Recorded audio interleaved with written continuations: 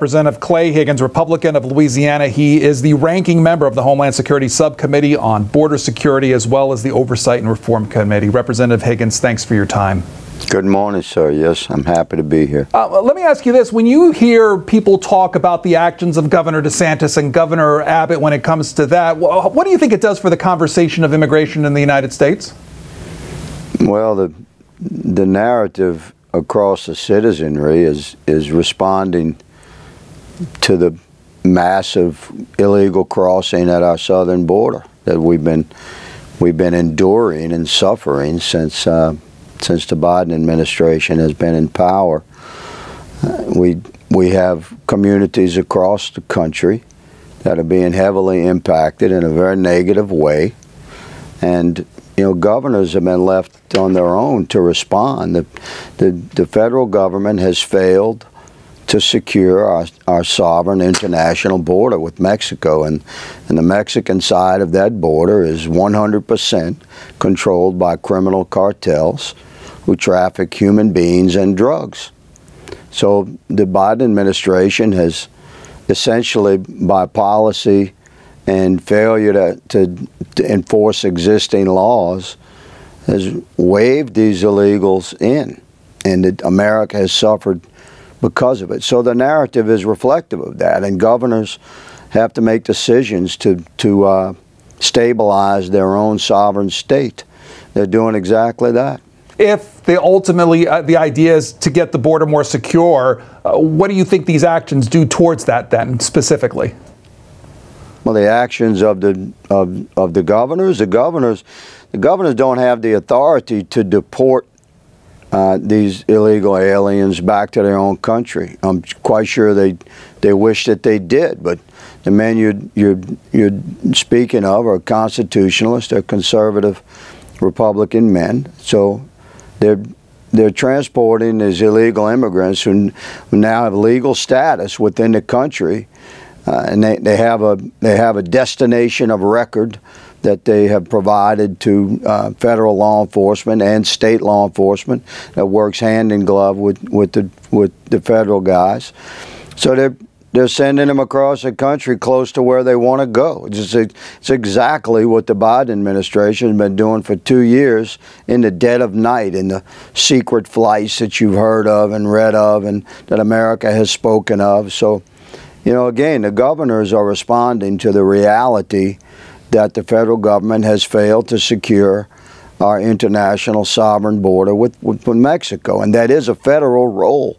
So it's a complete collapse of our sovereignty, and Texas is certainly suffering from it. The governor is responding. The entire nation has been impacted, and governors have a right to perform on behalf of their own sovereign citizenry. Again, you can have a conversation with our guest if you want to call 202-748-8000 for Democrats, Republicans 202-748-8001, and Independents 202-748-8002, and text us at 202-748-8003. You're the ranking member of the Homeland Security Subcommittee on Border Security. Yesterday on this program, we had the chair of that committee, Representative Nanette Berrigan. She was asked about these actions of the governor. I want to play a little bit of what she has to say about it and get your response to it. Well, it's shameful. It's shameful because they're luring these migrants under false pretenses. So I'm glad to see that there's an investigation being opened up by, the Texas Bexar County officials to see what's happening. If you take a look at the information that these migrants were given, they were led to believe that they were going to go there to get housing, that they were going to get services, that they were even going to collect benefits, which asylum seekers in the United States do not get. Refugees, people who already have been granted asylum, will get, but not asylum seekers. And so it was very misleading. And then just to leave them without giving the city officials or the governor a heads up was a real tragic situation. The good that's come out of it is we've seen these communities welcome these migrants, step up and say, how can we help? And that's what we need to do. We need to make sure that we're developing a system across the nation that can take in these migrants, that can give them that welcoming message. And maybe that's something that looks like a national case management system.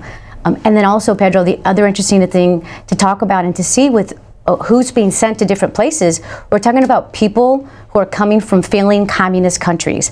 Take a look at the number of migrants, even those that were sent to Martha Vineyard. It's people from Venezuela, Nicaragua, and Cuba, right?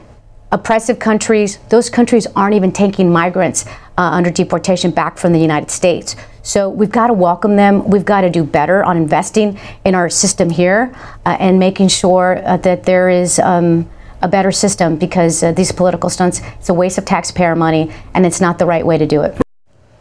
So that were just some of her comments. Representative Higgins' reaction to that. Well, the chairwoman and I have a friendly relationship. We serve on committee together, and I respect her opinion. And she's very erudite with her descriptions of what her position is. But she's wrong, of course. I mean, it's the Biden administration. It's just the Democrat agenda to lure illegal immigrants from across Mexico and Central America and through into South America. That's the pipeline, and the pipeline receives illegal immigrants from across the world. And it's the Biden administration and Democrats like the chairwoman that have allured these citizens from other nation states to come to our nation illegally. And to transport an illegal alien or a plane full or a busload, it's been happening for 2 years. We've had 3.5 million documented illegal crossings, and another 1.5 million hardened criminals that evade law enforcement. Those are my numbers. The official number is 900,000, but my numbers are more accurate. So you're talking about 5 million illegal aliens have crossed into our country in less than in 2 years. Where do you think those people have gone? Of course, they've been dispersed into every square inch of America. Every state, every county, everywhere has been impacted. So, the Democrats are all about redistribution of wealth, and they consider illegal aliens, which they call migrants now, they consider them to be a valuable asset to the country. So, why would they stand against a redistribution of valuable assets across the country?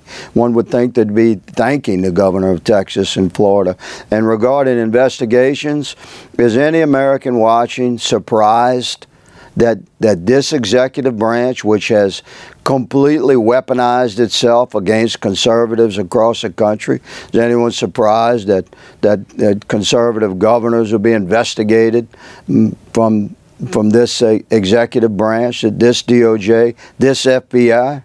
Of course there's investigations happening, but that's reflective of a very oppressive executive regime, which has most certainly targeted regular American citizens from sea to shining sea. And that's the shame. But we're going to fix that in November.